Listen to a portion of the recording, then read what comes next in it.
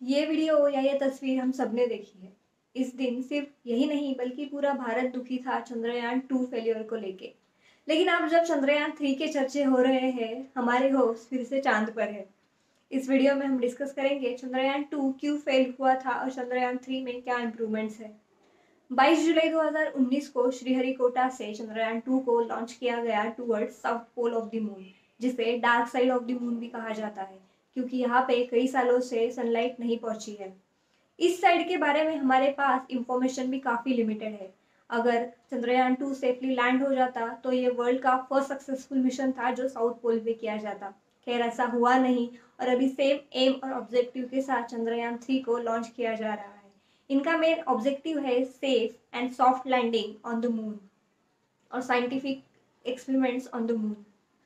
Chandrayaan-2 failure के बारे में बात करते हुए ISRO chief S Somnath ji ने कहा, एक सॉफ्टवेयर ग्लिच की वजह से ग्राउंड स्टेशन से लैंडर का जो कांटेक्ट था वो लॉस्ट हुआ एंड उसकी क्रैश लैंडिंग हो गई।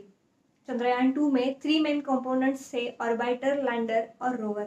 ऑर्बिटर अपनी कक्षा में है और कई सारा डेटा इसरो तक पहुंचा रहा है, इसलिए चंद्रयान-2 टोटल फेल्योर नहीं था।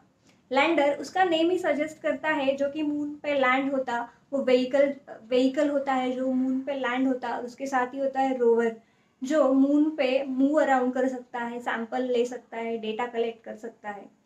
लैंडर का नाम था विक्रम और रोवर का नाम था प्रज्ञान। डॉक्टर विक्रम साराभाई से विक्रम नाम दिया गया था और प्रज्ञान यानी कि बुद्धि और इंटेलिजेंस। फेलियर्स के माइन्यूट्स देते हुए सोमनाथ जी ने कहा, उनका पहला फेलियर था वेलोसिटी रिटार्डेशन के लिए जो 4 इंजन्स यूज हुए थे, उन्होंने एक्सपेक्टेशन से ज़्यादा थ्रस्ट डेवलप किया और वेलोसिटी रिटार्डेशन फेल हो गया। क्राफ्ट की मूविंग या फिर टर्न लेने की जो एबिलिटी थी वो सॉफ्टवेयर लिमिटेड थी और कॉन्टैक्ट लॉस होने के कारण रियल टाइम चेंजेस नहीं हो सके और क्राफ्ट खुद भी पैरामीटर वेरिएशंस को स्टडी और एनालाइज नहीं कर सका।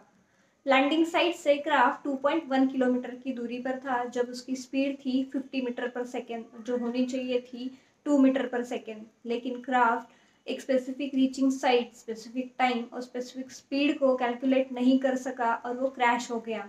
और एक बात उन्होंने बताई, जो लैंडिंग साइट थी वो सिर्फ 500 मीटर बाय 500 मीटर थी, जो कि काफ़ी कम है और ये भी एक वजह थी फेलियर के पीछे।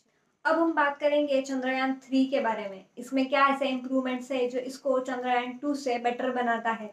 चंद्रयान-3 चंद्रयान-2 का ही फॉलो अप मिशन है। एस सोमनाथ जी ने कहा, ये एक सक्सेस बेस्ड नहीं बल्कि एक फेलियर बेस्ड डिजाइन है। मतलब सिर्फ एंड पॉइंट को ही ध्यान में रखते हुए नहीं, बल्कि लॉन्चिंग से लेकर लैंडिंग तक जो भी पॉसिबल फेलियर, जो भी पॉसिबल प्रॉब्लम्स आ सकते हैं, उन सबको स्टडी किया गया है। क्राफ्ट को फ्लेक्सिबिलिटी दी गई है in terms of turning, moving and travelling, ताकि पैरामीटर वेरिएशंस को वो खुद स्टडी और एनालाइज कर सके और उसकी सेफ लैंडिंग साइट खुद डिसाइड कर सके। जो लैंडिंग साइट थी उसको भी 500 मीटर बाय 500 मीटर से 4 किलोमीटर इंटू 2.5 किलोमीटर तक बढ़ाया गया है। इसमें ज़्यादा फ्यूल कैरिंग कैपेसिटी है, एडिशनल पावर के लिए ज़्यादा सोलर सिस्टम्स है। इसमें प्रोग्राम लैंडिंग साइट के पिक्चर्स भी है ताकि क्राफ्ट को लैंडिंग साइट एक फैमिलियर साइट लगे। एरर्स जैसे sensory failure, algorithm failure, calculation failure, engine failure, इस सब को स्टडी किया गया है और क्राफ्ट में प्रोग्राम किया गया है। अगर ऐसा हुआ कि हाई वेलोसिटी के साथ क्राफ्ट लैंडिंग साइट तक पहुंचता है, तो उसके लिए भी वर्टिकल वेलोसिटी कंपोनेंट में चेंज किया गया है। और last but not the least, जो व्हील्स है लैंडर और रोवर के, उनको काफ़ी स्टडी यानी कि काफ़ी मजबूत बनाया गया है। With all these improvements, we hope कि this time it will surely work. Please follow and subscribe us for more such video.